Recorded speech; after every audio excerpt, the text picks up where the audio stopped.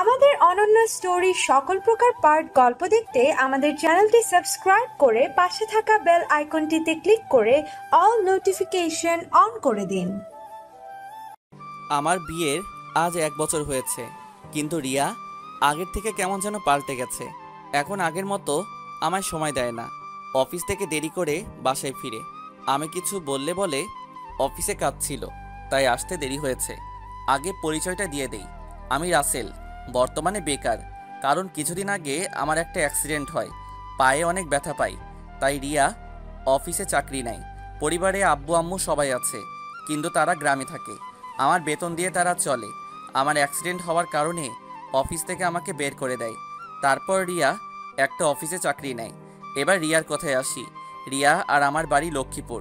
রিয়ারা ছিল অনেক গরিব, ঠিকভাবে 3 বেলা খেতে পারতো না। তার বাবা অনেক কষ্ট করে রিক্সা চালিয়ে রিয়ার পড়ালেখার খরচ চালিয়েছে। রিয়া অনার্স ফাইনাল ইয়ার পর্যন্ত পড়েছে। একদিন আমি অফিস থেকে ছুটি নিয়ে বাড়িতে যাওয়ার পর আব্বু আম্মু আমাকে রিয়াকে দেখাতে নিয়ে যায়। তখন আমি তাকে দেখে পছন্দ করে ফেলি। রিয়ার বাবার অমত ছিল না, রিয়ারও আমাকে দেখে পছন্দ হয়। এরপর কিছুদিন পর আমাদের বিয়ে হয়। বিয়ের পর আব্বু আম্মু আমাকে বলে রিয়াকে আমার সাথে করে ঢাকায় নিয়ে আসতে। আমি একা একা রান্নাবান্না করতে সমস্যা হয়। তারপর আর কি, রিয়াকে নিয়ে ঢাকায় চলে আসি। সুন্দরভাবে চলছিল আমাদের সংসার, কিন্তু হঠাৎ আমার অ্যাক্সিডেন্ট হওয়ার পর সব কিছু পাল্টে যায়। রিয়া অফিসে কাজ করে আজ 2 মাস ধরে। এখন ওর ব্যবহার কেমন যেন হয়ে গেছে। আমার সাথে ঠিকভাবে কথা বলে না। অফিস থেকে এসে ফ্রেশ হয়ে খাবার খেয়ে শুয়ে পড়ে। আবার তার বসের সাথে রাতে অনেক কথা বলে।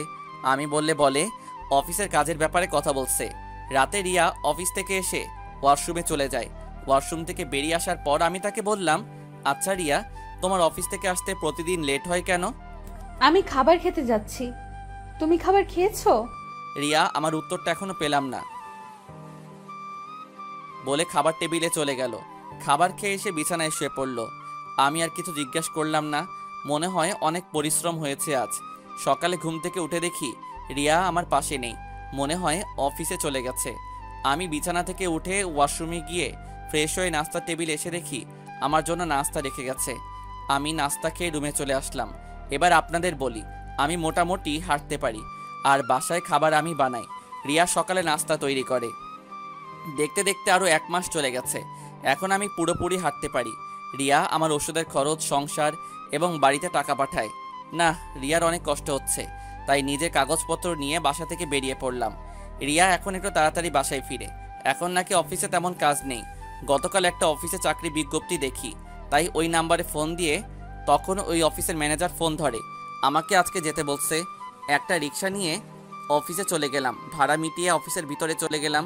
পিয়ন আমাকে বাহিরে অপেক্ষা করতে বলল। আমার সাথে আরও অনেকজন আছে, সবাই ইন্টারভিউ দিতে আসছে। লোক লাগবে 5 জন, ইন্টারভিউ দিতে আসছে 20 জনের মতো। সবার শেষে আমার ডাক পড়ল। আমি কেবিনের সামনে গিয়ে বললাম, ভিতরে আসতে পারি স্যার? তখন মেলি কণ্ঠে একজন বলল, আসুন। আমি ভিতরে ঢুকে দেখি একটা মেয়ে মাথা নিচু করে একটা ফাইলের কাজ করছে। তার মানে অফিসের বস মেয়ে। তখন আমাকে বলল, বসুন আর আপনার কাগজপত্র দিন। আমি হাত বাড়িয়ে কাগজপত্রগুলো বসের সামনে রাখলাম।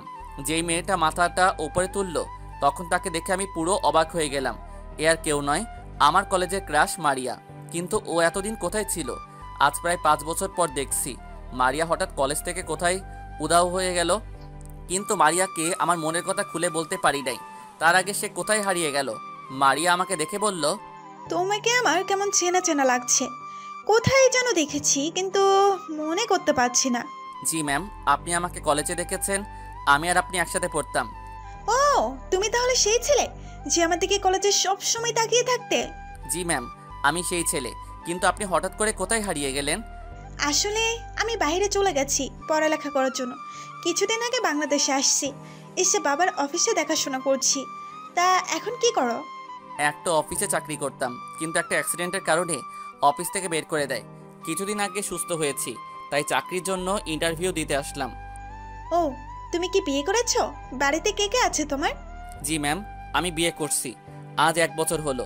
আমার স্ত্রী অন্য অফিসে চাকরি করে, তার কষ্ট আমার সহ্য হয় না। আর আব্বু আম্মু সবাই আছে, তারা গ্রামে থাকে। ঠিক আছে, তোমার চাকরি হয়ে গেছে। কালকে থেকে জয়েন করতে পারো। তোমার বেতন 30,000 টাকা কাজ থেকে বাড়িয়ে দেওয়া হবে। আপনাকে অনেক ধন্যবাদ ম্যাম, আপনি আমার বড় উপকার করলেন। এখানে ধন্যবাদ দেওয়ার কিছুই নেই। নিজের অফিস মনে করে কাজ করবেন। আর আপনার অগ্রিম মাসের বেতন নিয়ে যান। কালকে ঠিক 9টায় অফিসে চলে আসবেন। ম্যাম 7 দিন পরে জয়েন করলে সমস্যা হবে? মানে আমি বাড়িতে গিয়ে আব্বু আম্মুকে নিয়ে আসবো ঢাকায়। প্রথম কথা হলো আমাকে নাম ধরে ডাকবে, কারণ আমরা সমবয়সী আর একসাথে পড়াশোনা করেছি, ঠিক আছে? তুমি 7 দিন পর জয়েন করো। তারপর মারিয়ার কেবিন থেকে বেরিয়ে অফিসের বাইরে এসে মার্কেটে চলে গেলাম।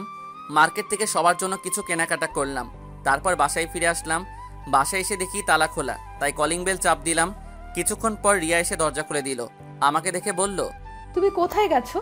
একটা অফিসে ইন্টারভিউ দিতে গেছি, আল্লাহ দিলে চাকরিটা হয়ে গেছে আর অগ্রিম মাসের বেতন দিয়ে দিছে, তাই সবার জন্য কিছু কেনাকাটা করতে গেলাম। তুমি তো অসুস্থ, তাহলে ইন্টারভিউ দিতে গেলে কেন? তোমার কষ্ট সহ্য হয় না তাই গেছি। তুমি আজকে এত তাড়াতাড়ি বাসায় আসলে যে? শরীরটা কেমন খারাপ লাগছে, তাই বাসায় চলে আসলাম। তুমি গিয়ে ফ্রেশ হয়ে আসো, আমি খাবার দিচ্ছি। তুমি রান্না করতে গেলে কেন এই শরীর নিয়ে? রান্না না করলে খাবো কি? বাহির থেকে নিয়ে আসতাম। বাহির থেকে আনা লাগবে না, তুমি গিয়ে ফ্রেশ হয়ে আসো। আমি আর কোনো কথা না বলে জিনিসগুলো রিয়ার হাতে দিয়ে ওয়াশরুমে চলে গেলাম। ফ্রেশ হয়ে এসে দুজনে খাবার খেয়ে রুমে আসলাম। রিয়া সব কিছু গুছিয়ে রেখো, আমরা বাড়িতে যাব। হঠাৎ বাড়িতে যাবে কেন? আর আমি তো অফিস থেকে ছুটি নিয়ে আসি নাই। তোমার আর অফিসে চাকরি করতে হবে না। এতদিন কিছু বলি নাই কারণ আমি অসুস্থ ছিলাম। এখন তোমাকে আমি অফিসে কাজ করতে দিব না। ঠিক আছে, তুমি যা বলবে তাই হবে। তারপর রিয়াকে জড়িয়ে ধরে শুয়ে পড়লাম। ও আপনাদের তো বলতে ভুলে গেছি, রিয়া এখন আমার সাথে ঠিকভাবে কথা বলে। তবে রিয়াকে দেখে বোঝা যাচ্ছে আমার কাছে কিছু লুকাচ্ছে। তার চেহারা কেমন যেন হয়ে গেছে। তো যাই হোক, পরের দিন রিয়া তার বসকে ফোন দিয়ে সব খুলে বলেছে। তার বস কিছু বলে নাই। সকালে রেডি হয়ে দুজনে বাসে উঠে লক্ষ্মীপুরে যেতে লাগলাম। প্রায় 5 ঘন্টা পর লক্ষ্মীপুর বাস কাউন্টারে এসে বাস থামলো। বাস থেকে নেমে সিএনজি নিয়ে গ্রামে চলে আসলাম। আব্বু আম্মু আমাদের দেখে অনেক খুশি হয়েছে। 2 দিন পর রিয়া সহ তাদের বাসায় গেলাম। রিয়ার বাবা মা রিয়াকে জড়িয়ে ধরে কান্না করে দিল। রিয়াদের বাসায় 2 দিন থেকে আমাদের বাড়িতে চলে আসলাম। পরের দিন আব্বু আম্মুকে নিয়ে ঢাকার উদ্দেশ্যে রওনা দিলাম। দুপুরের দিকে ঢাকা এসে পৌঁছে গেলাম। তারপর বাসায় এসে আব্বু আম্মুকে একটা রুমে দেখিয়ে দিলাম। আমি আর রিয়া আমাদের রুমে চলে আসলাম। আসার সময় রেস্টুরেন্ট থেকে খাবার নিয়ে আসলাম। বিকালে বাসা থেকে বেরিয়ে কিছু বাজার করে নিয়ে আসলাম। এভাবে 2টা দিন কেটে গেল। আজকে থেকে অফিসে যাব। সকালে সবার সাথে নাস্তা করে বাসা থেকে বেরিয়ে একটা রিক্সা নিয়ে অফিসে চলে আসলাম। ভাড়া মিটিয়ে অফিসের ভিতরে চলে গেলাম। পিয়ন আমাকে দেখে বলল, ম্যাম তার কেবিনে যেতে বলছে। আমি দাঁড়িয়ে না থেকে মারিয়ার কেবিনের সামনে গিয়ে বললাম, মারিয়া ভিতরে আসবো? আসো, বসো। আমি ভিতরে ঢুকে একটা চেয়ারে বসলাম।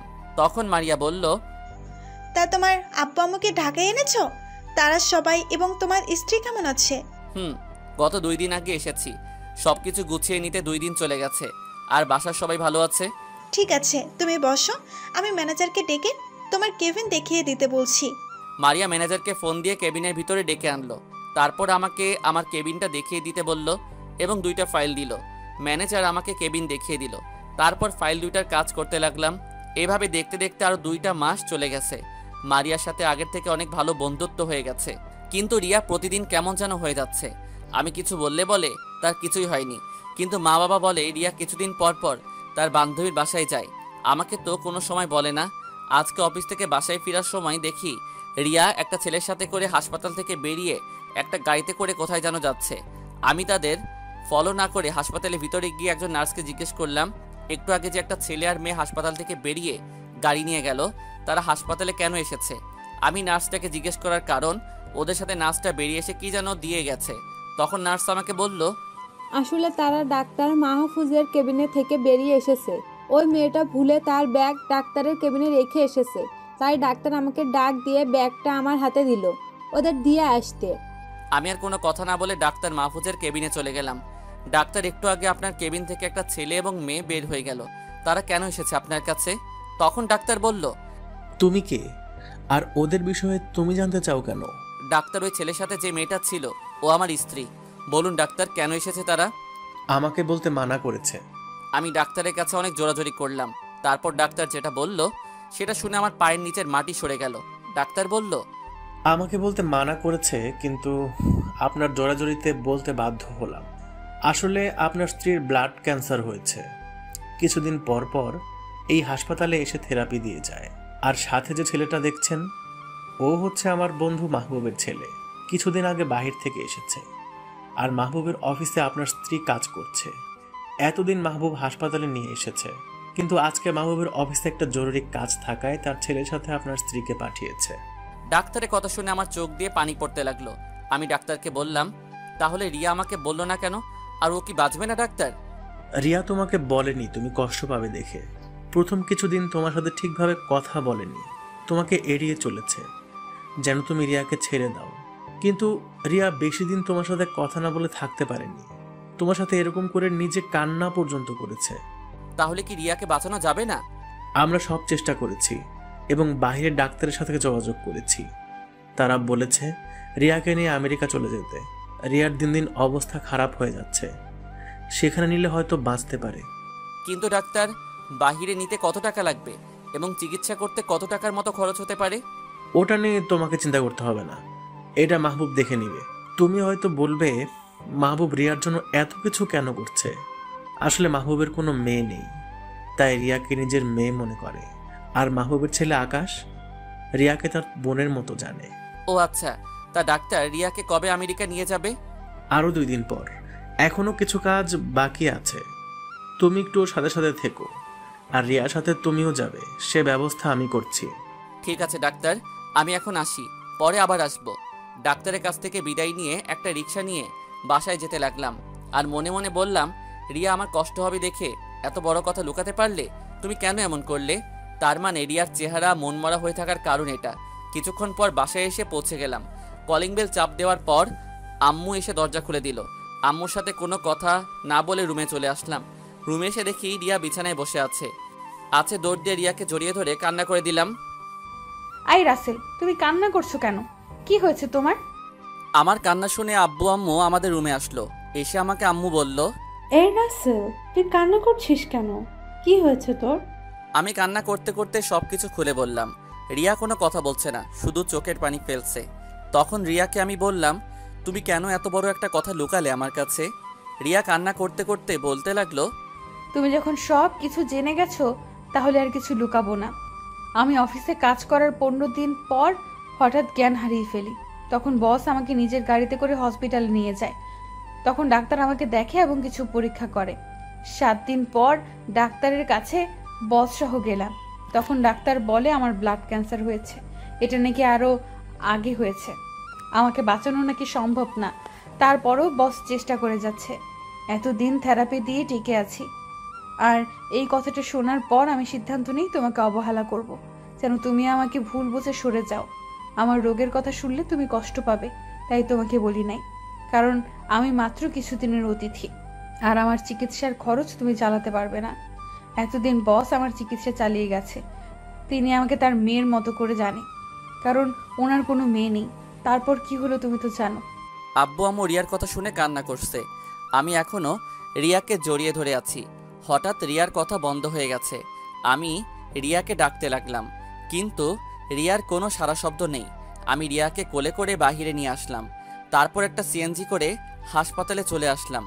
ডাক্তার রিয়াকে দেখে বলল, ও মাই গড, রিয়াকে এখনই আমেরিকা নিয়ে যেতে হবে, ওর অবস্থা ভালো না।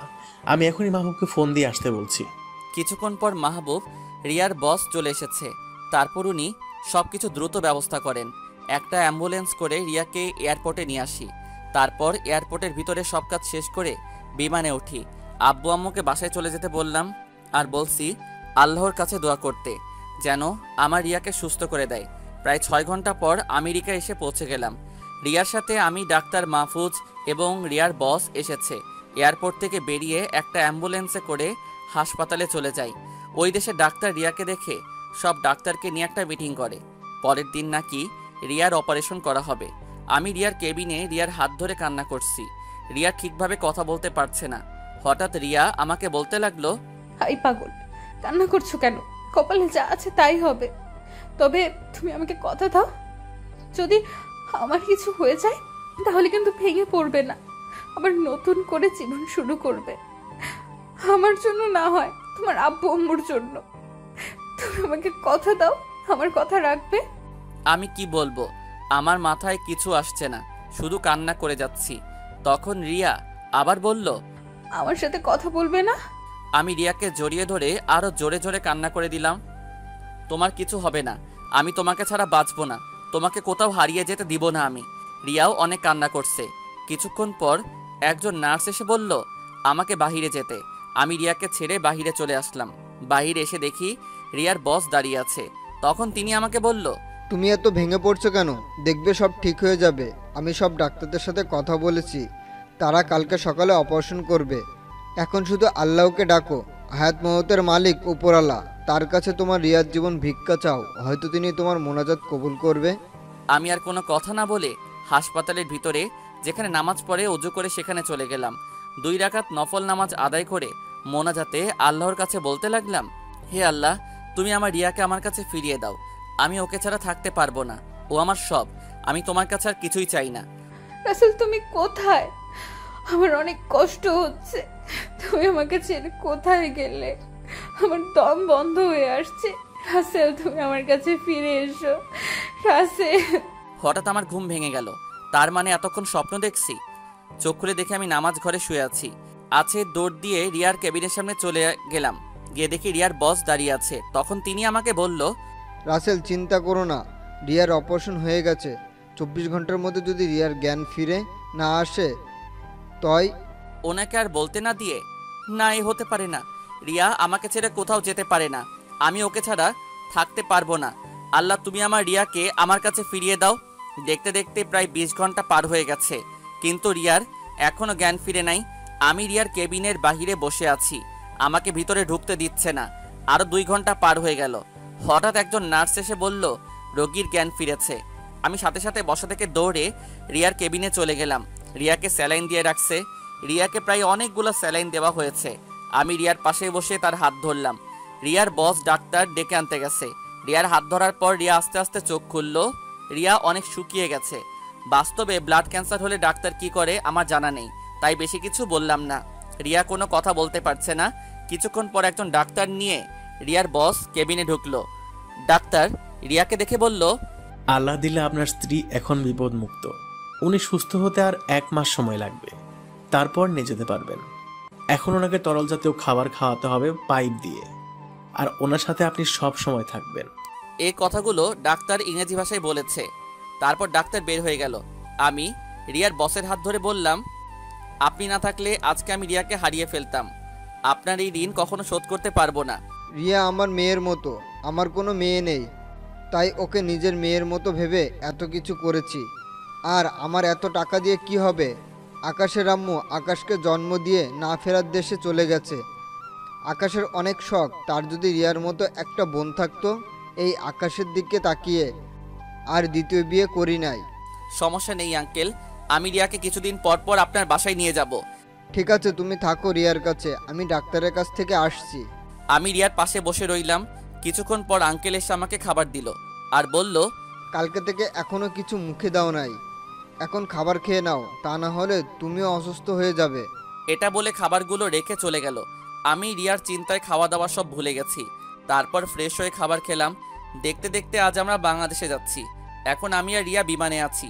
আঙ্কেল আমাদের রেখে আগে বাংলাদেশে চলে এসেছে। ওনার অফিসে নাকি জরুরি কাজ আছে, আর আসার সময় সব টাকা পরিশোধ করে এসেছে। দীর্ঘ 6 ঘন্টা পর বাংলাদেশ এয়ারপোর্টে এসে নামলাম। এয়ারপোর্টের ভিতরে সব কাজ শেষ করে বাহিরে আসলাম। তারপর একটা ট্যাক্সি নিয়ে বাসায় চলে আসলাম। বাসায় এসে কলিং বেল চাপ দেওয়ার পর আম্মু এসে দরজা খুলে দিল। রিয়াকে জড়িয়ে ধরে আম্মু কান্না করে দিল। এ কান্না কষ্টের না, খুশির কান্না। কিছুক্ষণ পর আব্বু এসে রিয়াকে জড়িয়ে ধরে কান্না করে দিল। রিয়ার সাথে কিছুক্ষণ কথা বলার পর আমি আর রিয়া রুমে চলে আসলাম। রিয়া ওয়াশরুমে ঢুকে ফ্রেশ হয়ে আসলো। তারপর আমি ফ্রেশ হয়ে আসলাম। দুজনে মিলে খাবার টেবিলে গিয়ে বসলাম। তারপর খাবার খেয়ে রুমে চলে আসলাম। রিয়া আমাকে জড়িয়ে ধরে এমন কিছু করবে, আমি তো অবাক হয়ে গেলাম। রিয়া আমাকে জড়িয়ে ধরে ঠোঁটের সাথে ঠোঁট লাগিয়ে কিস করতে লাগলো। প্রায় 5 মিনিট পর ছেড়ে দিল। তখন আমি বললাম, এটা কি হলো? কেন, তোমার কাছে ভালো লাগে নাই? এমন একটা সুন্দর বউয়ের আদর পেলে কার না ভালো লাগে? আচ্ছা, আমাদের বিয়ের তো 1.5 বছরের মতো হয়ে গেছে, কিন্তু আমাদের সন্তানের কোনো খবর নেই কেন? আমি কি মা হব না? রিয়ার কথা শুনে আমি চুপ হয়ে গেলাম, কারণ রিয়া কোনোদিন মা হতে পারবে না। বিয়ের 6 মাস পর একদিন রিয়া মাথা ঘুরে পড়ে যায়। এরপর হাসপাতালে রিয়াকে নিয়ে যাই, কিন্তু ডাক্তার রিয়াকে দেখে বলল সে নাকি কখনো মা হতে পারবে না। এটা শুধু আমি জানি, রিয়া এটা জানে না। রিয়া যদি এটা শুনে তাহলে অনেক কষ্ট পাবে, তাই রিয়াকে বলি নাই। হবে না কেন, আল্লাহ একদিন দিবে, তুমি এটা নিয়ে চিন্তা করো না। কি করব বলো, বিয়ের 1.5 বছরের মতো হয়ে গেছে, তোমাকে এখন একটা খুশির সংবাদ দিতে পারলাম না। আমার খুশির সংবাদ লাগবে না, তুই সবসময় আমার পাশে থাকলে আমার আর কিছু লাগবে না। আমি সারা জীবন তোমার পাশে থাকবো। আচ্ছা, কালকে কি অফিসে যাবে? কিন্তু আমার চিন্তা হচ্ছে, বস কি আমাকে অফিসে রাখবে? আজকে 1 মাসের উপর হয়ে গেছে, তার সাথে যোগাযোগ করি নাই, তাকে বলিও নাই তোমার অসুস্থতার কথা। সমস্যা নেই, তোমাকে ওই অফিসে না রাখলে তুমি আমার বসের অফিসে কাজ করো, আমি বসকে ফোন দিয়ে বলবো। ঠিক আছে, আগে কালকে অফিসে যাই, তারপর দেখি কি বলে। এখন শুয়ে পড়ো, তুমি কিন্তু এখনো পুরোপুরি সুস্থ হও নাই। কে বলছে আমি অসুস্থ? আমি এখন ভালো হয়ে গেছি, আল্লাহ আবার তোমার বুকে আমাকে ফিরিয়ে দিচ্ছে। ওকে, এখন আমাকে জড়িয়ে ধরে শুয়ে পড়ো। রিয়া আমাকে জড়িয়ে ধরে শুয়ে পড়লো, আমিও রিয়ার কপালে একটা চুমু দিয়ে জড়িয়ে ধরে শুয়ে পড়লাম। সকালে ঘুম থেকে উঠে দেখি রিয়া আমাকে জড়িয়ে ধরে শুয়ে আছে। চেহারা আগের থেকে অনেক শুকিয়ে গেছে। ডাক্তার বলেছে ঠিকমতো খাওয়া দাওয়া করলে ঠিক হয়ে যাবে। আমি রিয়ার কপালে একটা চুমু দিয়ে বিছানা থেকে উঠে ফ্রেশ হতে চলে গেলাম। ওয়াশরুম থেকে বেরিয়ে দেখি রিয়া উঠে বিছানায় বসে আছে। তখন আমি বললাম, কি ব্যাপার, তুমি ঘুম থেকে উঠলে কেন? তুমি শুয়ে থাকো, যতদিন না তুমি পুরোপুরি সুস্থ হচ্ছ ততদিন আম্মু সবকিছু দেখে রাখবে। আমি এখন সুস্থ আছি, আম্মু একা একা কাজ করতে কষ্ট হবে, আমি গিয়ে আম্মুকে হেল্প করি। ঠিক আছে, তবে বেশি ভারী কাজ করবে না, যাও ফ্রেশ হয়ে আসো। রিয়া বিছানায় থেকে নেমে ওয়াশরুমে চলে গেল। রিয়া ফ্রেশ হয়ে আসার পর দুজনে একসাথে নাস্তার টেবিলের সামনে গেলাম। 2টা চেয়ার টেনে বসলাম। আজকে কি অফিসে যাবি? হ্যাঁ আম্মু, 1 মাসের উপরে হয়ে গেছে, আল্লাহ জানে অফিসে আমাকে রাখবে কিনা। বসকে তো কিছুই বলি নাই। আল্লাহ ভরসা, তুই সব কিছু খুলে বলিস। আমার মনে হয় না তোর বস এইসব শুনে তোকে অফিস থেকে বের করে দিবে। ঠিক আছে আব্বু, তাহলে আমি অফিসে গেলাম। রিয়ার দিকে খেয়াল রেখো। সেটা তোকে চিন্তা করতে হবে না। ওকে, আমি আসি। রিয়া, তুমি কিন্তু ভারী কাজ করবে না, খাবার এবং ওষুধ ঠিকভাবে খাবে। ঠিক আছে, তুমি সাবধানে যেও। সবার কাছে বলে বাসা থেকে বেরিয়ে একটা রিক্সা নিয়ে অফিসে চলে আসলাম। অফিসের ভিতরে ঢুকে মারিয়ার কেবিনের সামনে গিয়ে বললাম, ভিতরে আসতে পারি মারিয়া? মারিয়া আমার দিকে তাকিয়ে বলল, আসো। আমি ভিতরে যাওয়ার পর মারিয়া আমাকে বলল, বসো। তা এতদিন কোথায় ছিলে? তোমার কোনো খোঁজ খবর নেই? আমি চেয়ারে বসে মারিয়াকে বললাম, আসলে আমার স্ত্রীর ব্লাড ক্যান্সার হয়েছে। তারপর সবকিছু খুলে বললাম। ও, তা আমাকে একটা ফোন দিয়ে বলতে। আর এখন রিয়ার কি অবস্থা? আসলে রিয়ার ক্যান্সারের কথা শুনে চিন্তায় পড়ে গেলাম, তাই আর বলতে পারি নাই। এখন আল্লাহ দিলে ভালো আছে। ঠিক আছে, তুমি তোমার কেবিনে গিয়ে কাজ করো। তোমার টেবিলের উপর একটা ফাইল আছে, ওটা আজকে দুপুরের ভেতরে করে দিবে। ফাইলটা অনেক গুরুত্বপূর্ণ। ঠিক আছে, তাহলে আমি আসি। ঠিক আছে, যাও। আমি মারিয়ার কেবিন থেকে বেরিয়ে এসে নিজের কেবিনের চেয়ারে বসে ভাবতে লাগলাম, মারিয়া আমাকে কিছু বলল না কেন? মনে হয় স্ত্রীর অসুস্থতার কথা বলাতে কিছু বলে নাই। যাই হোক, আমি ফাইলটা দেখতে লাগলাম। ফাইলটা দেখে বুঝলাম আমার 1 ঘন্টার কাজ। এরকম কত ফাইলের কাজ করেছি। আগের অফিসে 1 ঘন্টার ভিতরে ফাইলটার কাজ করে মারিয়ার কেবিনের সামনে চলে গেলাম। আমি দাঁড়িয়ে বললাম, ভিতরে আসবো? আসো। আর আমার কেবিনে আসতে অনুমতি লাগবে না। তো কি জন্য আসলে? তোমার ফাইলের কাজ শেষ, তাই তোমাকে দিতে আসলাম। কি বলছো তুমি? এত তাড়াতাড়ি ফাইলের কাজ শেষ? দেখি। এই নাও। আমি হাত বাড়িয়ে ফাইলটা দিলাম। মারিয়া ফাইলটা দেখতে লাগলো। ফাইলটা দেখে বলল, বাহ, তুমি এত তাড়াতাড়ি কিভাবে করলে? একটা ফুল পাইনি। আসলে আমি আগের অফিসে এরকম ফাইল কত করছি। তোমার কাজ থেকে আমি অনেক খুশি হয়েছি। আজকে তোমার ছুটি, বাসায় গিয়ে স্ত্রীকে সময় দাও। কালকে সময় মতো অফিসে চলে আসবে। ধন্যবাদ তোমাকে। মারিয়া, তোমাকে একটা কথা বলবো। কি কথা বলো? আসলে আমার হাতে তেমন টাকা নেই। রিয়াকে কিছু ভালো খাবার খাওয়াতে হবে। আমার কাছে যা টাকা ছিল সব শেষ হয়ে গেছে। ও, এই ব্যাপার। এই নাও, এখানে 20,000 টাকা আছে। এগুলো তোমাকে দিতে হবে না, মনে করো আমি রিয়াকে দিচ্ছি। কিন্তু কোনো কিন্তু নয়। আর তুমি আরো 2 দিন পর থেকে অফিসে এসো। এখন মার্কেট থেকে রিয়ার জন্য ফল নিয়ে যাও। আমি মনে করছি তুমি আমাকে অফিস থেকে বের করে দিবে, কিন্তু না, আমার ধারণা ভুল ছিল। তুমি অনেক ভালো একটা মেয়ে। হয়েছে হয়েছে। আর সুনাম গাইতে হবে না। বন্ধু হয়ে বন্ধুকে কিভাবে অফিস থেকে বের করে দিই। তুমি এখন যাও। আমি মারিয়ার কেবিন থেকে বের হয়ে নিজের কেবিনে এসে ব্যাগটা হাতে নিয়ে অফিস থেকে বেরিয়ে আসলাম। একটা রিক্সা নিয়ে মার্কেটে চলে গেলাম। রিয়ার জন্য ভালো কিছু ফল নিলাম। তারপর বাসায় চলে আসলাম। কলিং বেল চাপ দেওয়ার পর আম্মু দরজা খুলে দিল। কি রে বাবা, আজকে এত তাড়াতাড়ি অফিস থেকে চলে আসলি যে? তোকে কি অফিস থেকে বের করে দিয়েছে? না আম্মু, বসকে সব কিছু খুলে বলছি। আর তুমি জানো বস হচ্ছে আমার ক্লাসমেট মারিয়া, তাই সে আর কিছু বলে নাই। আর আজকে রিয়াকে ভালো খাবার খাওয়ার জন্য 20,000 টাকা দিছে, তাই রিয়ার জন্য আর তোমাদের জন্য এগুলো নিয়ে আসলাম। মারিয়া মেয়েটা অনেক ভালো মনে হয়।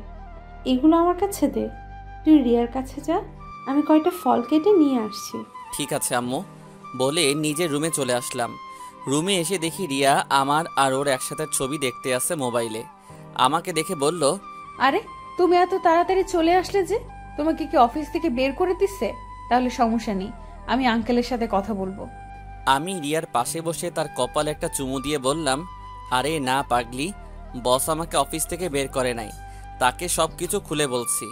আর আরেকটা কথা, তোমাকে ভালো কিছু খাওয়ানোর জন্য 20,000 টাকা দিছে। তোমার বস অনেক ভালো, তা না হলে কেউ টাকা দেয় এইভাবে? তুমি ঠিকই বলছো, আমার বস হচ্ছে আমার কলেজের ক্লাসমেট মারিয়া, মেয়েটা অনেক ভালো। কি? তাহলে আমি ভালো না, যা তুই তোর বন্ধুর কাছে যা। আমি রিয়াকে জড়িয়ে ধরে বললাম, আরে পাগলি, তুমি আমার কাছে রানীর মতো, তোমার মতো বউ পেয়ে আমি সার্থক। ঠিক আছে, ওই মেয়ের সাথে বন্ধু ছাড়া যেন অন্য কিছু না শুনি। আমি তোমাকে অনেক ভালোবাসি। রিয়া আমাকে শক্ত করে জড়িয়ে ধরলো। আম্মু কিছু ফল কেটে এনে দিল, রিয়াকে ফল খাইয়ে দিলাম। এভাবে দেখতে দেখতে আরো 2 মাস পার হয়ে গেল। রিয়ার শরীরটা আগের মতো হয়ে গেছে, আর মারিয়ার সাথে আরো ভালো বন্ধুত্ব হয়ে গেছে। এখন আমার বেতন 40,000 টাকা, এটা আমার কাজ দেখে মারিয়া আমাকে দিচ্ছে। রাতে সবাই মিলে খাবার খাচ্ছি, তখন আম্মু বলল, রাসেল, তোর সাথে আমার কিছু কথা আছে, তুই খাবার খেয়ে আমার রুমে একটু আসিস তো। আম্মু, আমি কি সাথে আসবো? না মা, কথাটা শুধু রাসেলকে বলবো। ঠিক আছে আম্মু। রিয়া খাবার খেয়ে রুমে চলে গেল। আমি খাবার খেয়ে আম্মুর রুমে চলে আসলাম। কিছুক্ষণ পর আম্মু রুমে আসলো, সাথে আব্বুও আসলো। তখন আমি বললাম, কি কথা বলবে আম্মু? প্লিজ বাবা, মায়ের কথা শুনে রাগ করিস না। আরে রাগ করবো কেন, তুমি বলো কি কথা বলবে। আসলে তোদের বিয়ের আজ 2 বছরের কাছাকাছি চলে গেছে, কিন্তু আমরা এখনো কোনো খুশির সংবাদ পেলাম না। তুই মনে হয় কথাটা বুঝতে পারছিস আমি কি বোঝাতে চেয়েছি। আম্মু, আমি বুঝতে পেরেছি তুমি কি বলতে চাইছো, কিন্তু আম্মু এই খুশির সংবাদ কখনো শুনবে না। কি বলিস তুই? কেন? আগে আমাকে কথা দাও, তুমি রিয়াকে এই কথাটা কখনো বলবে না। রিয়া শুনলে অনেক কষ্ট পাবে। ঠিক আছে, বলবো না। এখন তো বল, কেন শুনতে পাবো না? আসলে আব্বু আম্মু, রিয়া কখনো মা হতে পারবে না, রিয়ার পেটে সমস্যা আছে। তারপর আম্মুকে সব খুলে বললাম। কি বলিস তুই? তাহলে আমরা কি কখনো দাদা দাদি হতে পারবো না? আম্মু প্লিজ কান্না করো না, এটা আমাদের কপালে লেখা ছিল। তুমি প্লিজ রিয়াকে এ কথা কখনো বলো না। আচ্ছা ঠিক আছে, তুই রুমে যা। আমি আর কোনো কথা না বলে আম্মুর রুম থেকে বেরিয়ে নিজের রুমে চলে আসলাম। রুমে এসে দেখি রিয়া অন্যদিকে মুখ করে শুয়ে আছে। আমি ওয়াশরুমে ঢুকে ফ্রেশ হয়ে এসে বিছানায় শুয়ে রিয়াকে পেছন থেকে জড়িয়ে ধরলাম। কিন্তু জড়িয়ে ধরার পর এমন কিছু দেখব তা দেখে আমি অবাক হয়ে গেলাম। রিয়াকে জড়িয়ে ধরার পর দেখি রিয়া কান্না করছে। আমি তাকে বললাম, কি হয়েছে রিয়া, তুমি কান্না করছো কেন? কেউ তোমাকে কিছু বলেছে? তুমি আমার সাথে সত্যিটা লুকালে কেন? আমি আবার কি সত্যি লুকালাম? আমি তো কিছুই বুঝতে পারছি না। তুমি আমাকে বললে না কেন আমি কখনো মা হতে পারবো না? আমি তোমার আর আম্মুর কথা শুনেছি। এবার আমি রিয়ার চোখের পানি মুছে দিয়ে বললাম, আসলে তোমাকে বলি নাই, তুমি শুনলে অনেক কষ্ট পাবে। আমি তোমার কষ্ট সহ্য করতে পারি না, কারণ আমি তোমাকে অনেক ভালোবাসি। তুমি শুধু আমার কষ্টটা বুঝলে, তোমার কি একটুও কষ্ট হচ্ছে না? কষ্ট তো হবে, কি করব বলো, আল্লাহ কপালে যা লিখে রাখছে তাই হয়েছে। আমি তোমার জীবনে এসে তোমার জীবনটা নষ্ট করে দিছি। আমার কারণে তুমি কখনো বাবা ডাক শুনতে পাবে না, আর আব্বু আম্মু দাদা দাদি ডাক শুনতে পাবে না। আমি একটা হতভাগা মেয়ে। কে বলছে তুমি হতভাগা? আমি তোমার সাথে আছি সব সময়। আমাদের কোনো সন্তান লাগবে না, তুমি শুধু আমার পাশে সবসময় থেকো। রিয়া আর কোনো কথা না বলে জড়িয়ে ধরলো। আমিও রিয়াকে জড়িয়ে ধরে শুয়ে পড়লাম। সকালে ঘুম থেকে উঠে দেখি রিয়া আমার পাশে নেই, মনে হয় আম্মুর সাথে নাস্তা তৈরি করছে। আমি বিছানা থেকে নেমে ওয়াশরুমে চলে গেলাম। ফ্রেশ হয়ে নাস্তার টেবিলে চলে আসলাম। টেবিলের সামনে এসে দেখি সবাই মনমরা হয়ে বসে আছে। আমি একটা চেয়ার টেনে বসলাম। আব্বু আম্মু, তোমরা মনমরা হয়ে বসে আছো কেন? না এমনি। তুই কি এখন অফিসে যাবি? না, আজকে অফিসে যাব না, মারিয়াকে ফোন দিয়ে বলেছি। আজকে রিয়াকে নিয়ে বাইরে ঘুরতে যাব। ঠিক আছে, এখন নাস্তা কর। রিয়া, রাসেলকে নাস্তা দাও। রিয়া আমাকে নাস্তা দিল। রিয়ার দিকে তাকিয়ে দেখি মন খারাপ করে আছে। আমি আর কোনো কথা না বলে নাস্তা করে রুমে চলে আসলাম। কিছুক্ষণ পর রিয়া রুমে আসলো। তখন আমি বললাম, রিয়া রেডি হয়ে নাও, দুজনে আজকে ঘুরতে যাব। আজকে না গেলে হয় না, আমার ভালো লাগছে না। আমি জানি তোমার কেন খারাপ লাগছে। প্লিজ রিয়া, ওসব নিয়ে চিন্তা করো না। আমি চাই বাকি জীবন একসাথে কাটিয়ে দিতে। তুমি রেডি হয়ে নাও, বাইরে গেলে তোমার মন ভালো হয়ে যাবে। রিয়া আর কোনো কথা না বলে রেডি হতে লাগলো। রেডি হওয়ার পর বাসা থেকে বেরিয়ে একটা রিক্সা নিয়ে নানান জায়গায় ঘুরতে লাগলাম। রিয়াকে এখন একটু খুশি খুশি লাগছে। রাত 10টায় বাসায় ফিরে আসলাম। আসার সময় রেস্টুরেন্ট থেকে খাবার খেয়ে এসেছি। বাসায় আসার পর আম্মু বলেছে খাবার খাওয়ার জন্য। আম্মুকে বাহির থেকে খেয়ে এসেছি বলে রুমে চলে আসলাম। এভাবে দেখতে দেখতে আরও 5 মাস চলে গেছে। এখন আমরা নতুন ফ্ল্যাটে থাকি এবং অফিস থেকে যাওয়া আসার জন্য একটা গাড়ি দিচ্ছে আমাকে। মারিয়ার সাথে এখন অনেকটা ফ্রি হয়ে গেছি। মারিয়ার সাথে রিয়ার ভালো বন্ধুত্ব হয়ে গেছে। মারিয়া মাঝে মাঝে আমাদের বাসায় আসে। রিয়ার সাথে কিছুক্ষণ কথা বলে বাসায় চলে যায়। সকালে ঘুম থেকে উঠে ফ্রেশ হয়ে নাস্তা করে রিয়ার কপালে চুমু দিয়ে বাসা থেকে বেরিয়ে গাড়ি নিয়ে অফিসে চলে গেলাম। অফিসের ভিতরে ঢুকে নিজের কেবিনে চলে গেলাম। হঠাৎ পিয়ন এসে বলল মারিয়া নাকি তার কেবিনে যেতে বলেছে। তাই বসা থেকে উঠে মারিয়ার কেবিনে চলে গেলাম। একটা চেয়ার টেনে বসলাম। বলো, কি জন্য ডেকেছিলে?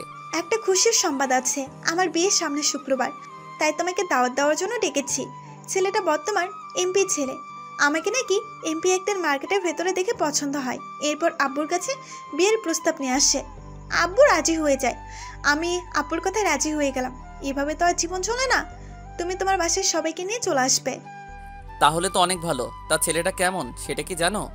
আব্বু বলেছে ছেলেটা নাকি অনেক ভালো, চেহারাও অনেক সুন্দর। আমি এখন পর্যন্ত ছেলের সাথে কথা বলি নাই, কিন্তু ছেলেটা আমার সাথে কথা বলতে চাই। কিন্তু আমি বলছি একবারে বিয়ের পর সব কথা বলতে। বিয়ের আগে দেখা করতে পারবো না। ঠিক আছে, এখন আমি গিয়ে কাজ করি। আজকে তোমার কোনো কাজ নেই। তুমি বাসায় গিয়ে তুমি সবাইকে মিটিং রুমে একসাথে হতে বলো। সবাইকে বিয়ের দাওয়াত দিব। ওকে, আমি তাহলে সবাইকে মিটিং রুমে নিয়ে আসি। তারপর মারিয়ার কেবিন থেকে বেরিয়ে সবাইকে মিটিং রুমে নিয়ে আসলাম। তারপর মারিয়া এসে সবাইকে দাওয়াত দিল। সবাই মারিয়াকে অভিনন্দন জানিয়েছে। তারপর মারিয়া আমাকে নিয়ে অফিস থেকে বেরিয়ে মার্কেটে চলে আসলো। মারিয়ার সব কিছু আমার পছন্দই কিনেছে। কেনাকাটা করে একটা রেস্টুরেন্ট থেকে খাবার খেয়ে বাসায় চলে আসলাম। মারিয়া আমাকে অফিসের সামনে নামিয়ে দিয়ে চলে গেছে। আমি আমার গাড়ি নিয়ে বাসায় চলে আসলাম। দেখতে দেখতে বিয়ের দিন চলে এসেছে। গতকাল গায়ে হলুদ শেষ করে আমি আর রিয়া বাসায় চলে আসি। আব্বু আম্মু মারিয়াদের বাসায় রয়ে গেল। আমি আর রিয়া রেডি হয়ে মারিয়াদের বাসায় চলে আসলাম। কিন্তু মারিয়াদের বাসায় এসে দেখি সবাই মনমরা হয়ে আছে। আমরা তো কিছুই বুঝতে পারছি না। তখন আমার আব্বু আম্মুর কাছে গিয়ে বললাম, আম্মু সবাই এভাবে মনমরা হয়ে বসে আছে কেন? কি হয়েছে? আসলে রাসেল, মারিয়ার যে ছেলের সাথে বিয়ে ঠিক হয়েছে সে নাকি অন্য মেয়েকে ভালোবাসে। ওই মেয়েকে নিয়ে বাসা থেকে পালিয়ে গেছে। সেটা শুনে সবার মন খারাপ হয়ে গেছে। তোর আঙ্কেল রুমে মন খারাপ করে বসে আছে। মারিয়া নিজের রুমে বসে কান্না করছে। এখন মেয়েটার কি হবে? সবাই নানান ধরনের কথা বলছে। রাসেল, চলো আমরা মারিয়ার সাথে কথা বলি। আমি আর রিয়া মারিয়ার রুমের সামনে গিয়ে দেখি দরজা বন্ধ। আমি আর রিয়া ডাকতে লাগলাম, কিন্তু মারিয়া দরজা খুলছে না। অনেক ডাকাডাকির পর দরজা খুলল। মারিয়া রিয়াকে জড়িয়ে ধরে কান্না করে দিল। রিয়া, এটা কি হলো? আমার জীবনটা এভাবে ধ্বংস হয়ে যাবে? ছেলেটা বিয়ের আগে দেখা করতে বলছে, কিন্তু আমি তার সাথে দেখা করি নাই। ছেলেটা মনে হয় তার ভালোবাসাকে কথা বলতে আমাকে ঠকেছে। তার কথা যদি শুনতাম তাহলে এই দিনটা দেখতে হতো না। কে বলছে তোমার জীবনটা নষ্ট হয়ে গেছে? আজকে তোমার বিয়ে হবে। কি বলছো তুমি? ছেলেটা তো তার ভালোবাসার মানুষকে নিয়ে পালিয়ে গেছে। ওই ছেলের সাথে বিয়ে হবে না, বিয়ে হবে রাসেলের সাথে। কি বলছো রিয়া? তোমার মাথা ঠিক আছে? তুমি আমার স্ত্রী হয়ে এই কথা কিভাবে বলছো? আমি ঠিক বলছি। আজ বিয়ের অনেক বছর হয়ে গেছে, তোমাকে একটা সন্তান দিতে পারি নাই। আমি একটা মেয়ে, আমি তোমার কষ্ট বুঝি। তাই বলছি তুমি রাজি হয়ে যাও। আমি জানি কোনো স্ত্রী তার স্বামীর ভালোবাসা অন্য কারো সাথে শেয়ার করতে রাজি না। আমি তোমার ভালোর জন্য বলছি, আমরা দুজন মানিয়ে নিতে পারবো। রিয়া, তোমার মাথায় সমস্যা আছে। তোমাকে পাবনা ভর্তি করাতে হবে। আমি মারিয়াকে বন্ধুর থেকে বেশি কিছু ভাবি নাই। আমি ঠিক আছি রাসেল, তুমি রাজি হয়ে যাও। তোমাকে আমার কসম দিয়ে বলছি, আমি আব্বু আম্মুকে মানিয়ে নিব। তোমার পরিবারে একটা সন্তানের প্রয়োজন। আমি কখনো তোমাকে সন্তান দিতে পারবো না। তোমার আব্বু আম্মু দাদা দাদি ডাক শুনতে চায়। প্লিজ রাসেল। মারিয়া কোনো কথা বলছে না। শুধু দাঁড়িয়ে দাঁড়িয়ে কান্না করছে। তখন আমি বললাম, আমি না হয় রাজি, কিন্তু মারিয়া কি রাজি হবে? আমি জানি মারিয়া আমার কথা ফেলতে পারবে না। কি গো, আমার সতীন হতে রাজি আছো মারিয়া? মারিয়া রিয়াকে সাথে সাথে জড়িয়ে ধরে কান্না করে দিল।